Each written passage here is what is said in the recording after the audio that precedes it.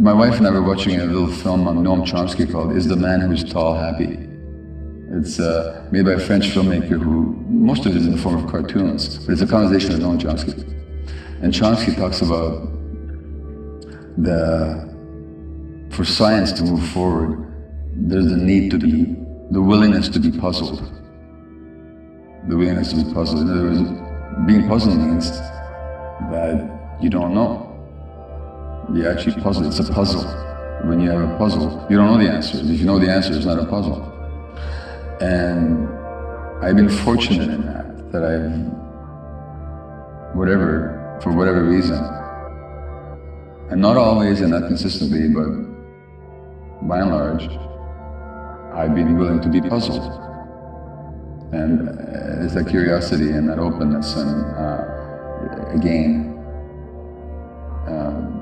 I could allow myself to be puzzled more often than I am, but if we never allow ourselves to be puzzled, we just don't move forward. And as long as we are willing to be puzzled, then learning is a lifelong adventure, so age actually doesn't much come into it.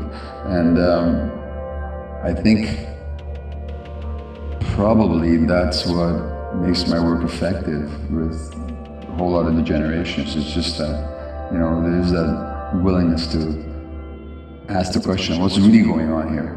What's really going on here? And if only people would keep asking themselves that, what's really going on here? Instead of assuming that we know and that the explanations that we've been given by society or our parents or anybody may not contain either the truth or the full truth. If more people wouldn't be puzzled all the time, we'd have a much more fluid society.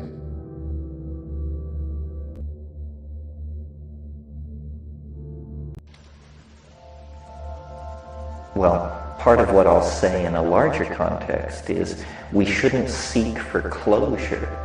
We shouldn't, part of what the psychedelic point of view represents is living a certain portion of your life without answers. Just accepting that certain dilemmas will never resolve themselves into some kind of a complete answer. That's why psychedelics are so different from any system being sold, from one of the great elder systems like Christianity to the latest cult out of Los Angeles. These cults, these cultic answers, always invariably provide a complete set of answers to life's dilemmas at the price of being absurd, but this doesn't seem to bother people. So part of what being psychedelic means, I think, is relentlessly living with unanswered questions.